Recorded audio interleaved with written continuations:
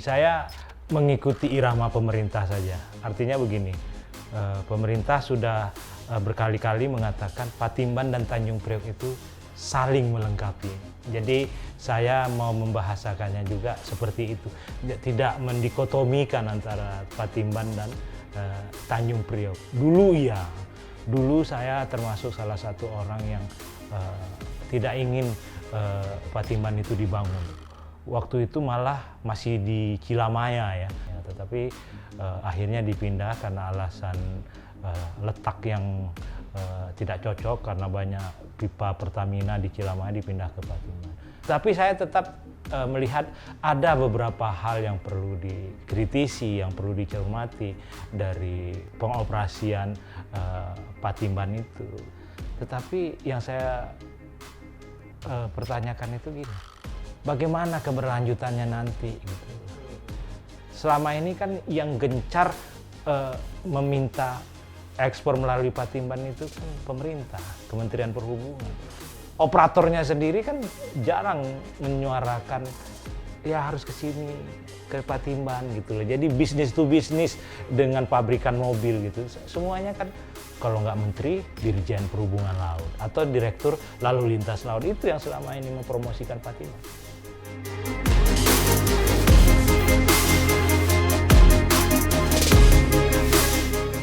Narasi bahwa Tanjung Priok tidak mampu atau macet itu menurut saya juga perlu kita pertanyakan gitu. Tanjung Priok itu besar kapasitas terminal kendaraannya. Kalau Patimban disebut-sebut 200 ribuan mobil, Tanjung Priok lebih kurang sama gitu. Dan ingat, bisnis atau mengekspor mobil ini kan katakanlah 2 juta setahun. Itu kan bertahap, sekian bulan, sekian. Nah, untuk menampung itu Tanjung Priok cukup sebenarnya. Kalau misalnya disebut 2 juta setahun, oke, kan tidak sekaligus brok gitu di Tanjung Priok. Kalau itu ya di pelabuhan dunia manapun nggak akan ada yang mampu 2 juta di situ sekaligus tuh tidak ada yang mampu, tidak ada yang besar. Prosesnya atau alurnya kan lebih kurang sama juga. Patimban berapa kapasitas setahun? 2 juta atau 3 juta. Itu kan juga nanti sekian bulan sekian atau per bulan sekian, kan begitu. Jadi justru dengan keberadaan Patimban kita memiliki kapasitas terpasang yang melebihi kemampuan produksi pabrik mobil kita. Saya melihatnya seperti itu gitu loh. Jadi ada kapasitas berlebih dan ini dari sisi ekonomi tentu saja ada implikasinya di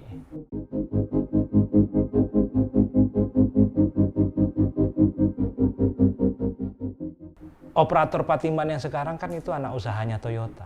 Biasanya kalau sudah seperti itu, paling yang akan diambil Toyota juga kan. Yang akan dilayani kan. Namanya satu grup kan begitu.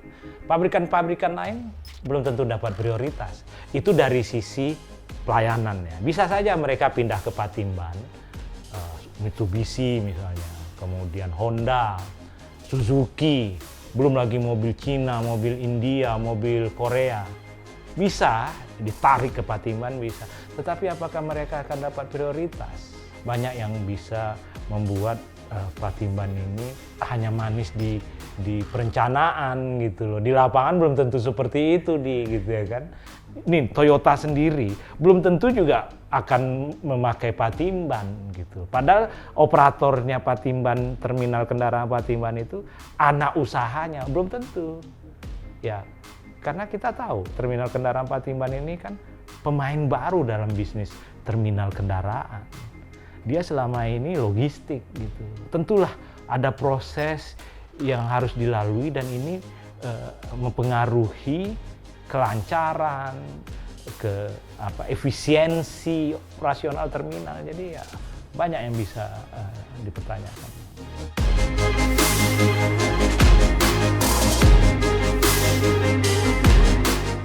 Kalau saya sudah memperkirakan itu gitu loh. Sudah memperkirakan bahwa ini akan mangkrak.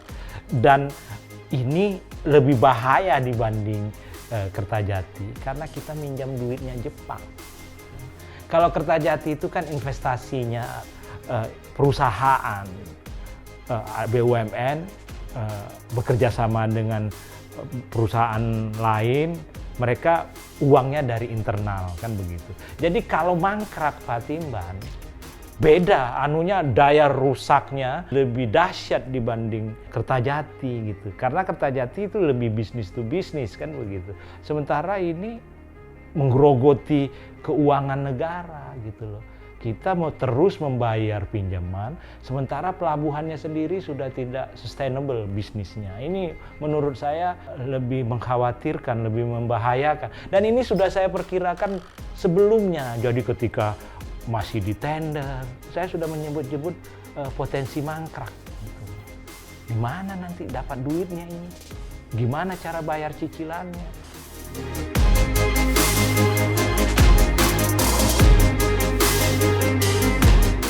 Saya kira infrastruktur itu mungkin nanti menyusul ya. Dauan itu nanti kan keluar di tol Dauan, dari Dauan bisa langsung ke Patimban. Berita bilang ini mungkin tahun ini atau tahun depan akan selesai. Tetapi kan persoalan pelabuhan ini bukan hanya infrastruktur pendukung pelabuhannya, tapi bisnis pelabuhannya itu juga harus bagus gitu. Apalah artinya jalan keluar masuk pelabuhan bagus, tetapi kapal tidak ada yang sandar ke sana, nggak mau orang sandar di sana gitu. Ini yang lebih perlu diperhatikan gitu. Patimban itu kan sekian mil lagi dari Tanjung Priok kan begitu. Terus kapal-kapal yang selama ini di Tanjung Priok disuruh pindah ke Patimban, dia akan mikir solar kapal gimana gitu, alur pelayarannya gimana gitu. Bagus nggak kan gitu, karena kita ingat pelabuhan Patimban ini kan pelabuhan di hilir sungai kan begitu, tingkat sedimentasinya tinggi gitu, jadi bisa saja nanti kapal nyangkut, kapal luar negeri itu kan gede-gede nyangkut aja gitu, hanya karena mau pindah ke Patimban untuk memenuhi promosi pemerintah gitu loh. Ini siapa yang mau bayar? Kapal nyangkut di lumpur gitu loh. Nah ini yang kayak begini nih sangat berpotensi terjadi gitu loh.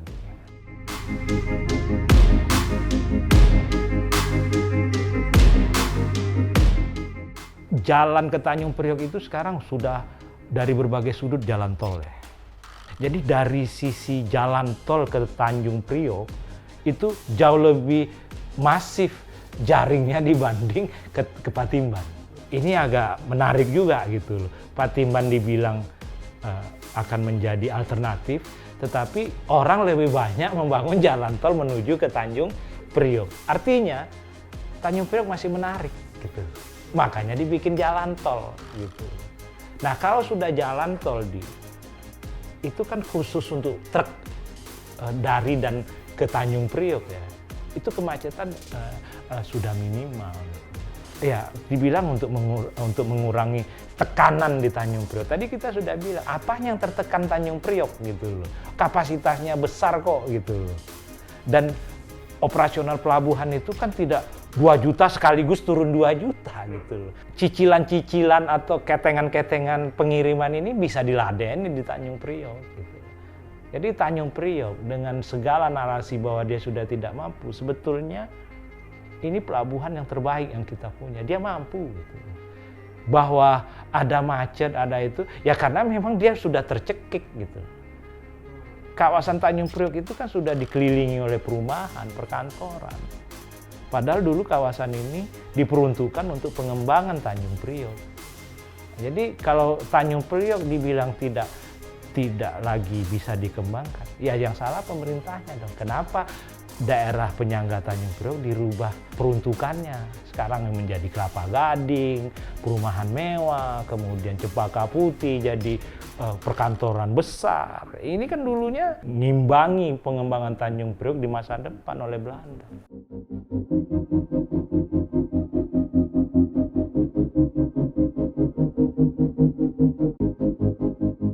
Pemerintah kita ini agak ambigu sikapnya. Tanjung Priok itu kan dikelola oleh BUMN. Nah, pemerintah itu merasa BUMN ini bukan anak negara, sehingga perlu dicarikan kompetitornya supaya ada kompetisi gitu. Karena itu ya udah nggak usah dikembangkan Tanjung Priok atau tidak usah dikembangkan BUMN-nya gitu. Kita buka saja sektornya. Kita buka saja usahanya. Ini kan yang sedang dilakukan oleh pemerintah. Berbagai macam pelabuhan baru berdiri dengan posisi berhadap-hadapan dengan pelabuhan milik BUMN. Jadi pemerintah tidak beranggapan atau sudah tidak lagi mau menganggap Tanjung Priok BUMN itu anaknya dia. Gitu. Ya, dia akan kasih konsesi ke siapa saja. Oh, ini sudah terbuka kok bisnis pelabuhan katanya kan gitu. Sementara pemain baru itu belum tentu seproduktif BUMN. BUMN ini jelek-jelek udah puluhan tahun gitu. Katakanlah mereka sudah tidak disusui lagi oleh pemerintah. Tetap mereka yang berpengalaman kok gitu. Jadi pemerintah merasa tidak perlu menyelamatkan BUMN-nya gitu. Inilah yang sedang terjadi dalam kebijakan pengembangan pelabuhan nasional. Pemerintah memberikan peluang yang besar bagi swasta untuk membuat pelabuhan. Sementara di situ sudah ada pelabuhan existing. Berarti kan pemerintah ingin mengadu. Gitu.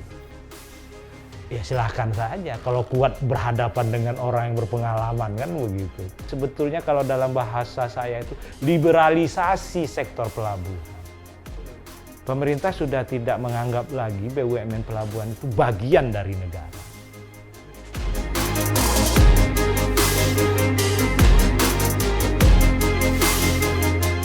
Pertama kita lihat dulu klaster bisnis pelabuhan. Tadi kan sudah ada klaster bisnis yang dijalankan oleh BUMN pelabuhan. Kemudian ada klaster swasta. Ada klaster campuran antara pemerintah, terutama pemerintah daerah dengan swasta. Terus ada yang pelabuhan swasta murni. Ada 4 klaster bisnis pelabuhan di Indonesia. Nah ini sama pemerintah silakan bersaing gitu loh. Kuat-kuatan lah kalian begitu. Belakangan pemerintah jelas lebih mendukung yang swasta gitu. Nah, pemerintah menentukan pelabuhan-pelabuhan yang akan dibangun itu gitu. Ini yang disebut dengan rencana induk pelabuhan nasional. Jadi pemerintah, kalau ini nggak jadi masalah. Karena di mana-mana di dunia ini memang pemerintah yang harus memiliki rencana kan. Nah, kalau dulu kan hanya kalau nggak perhubungan ya BUMN kan gitu. Nah, nanti di BUMN ini swasta bisa minta satu kawasan atau satu terminal untuk dijadikan terminal khusus. Nah sekarang swasta sudah bisa langsung satu pelabuhan dia kelola gitu. Nah ini liberalisasi menurut saya.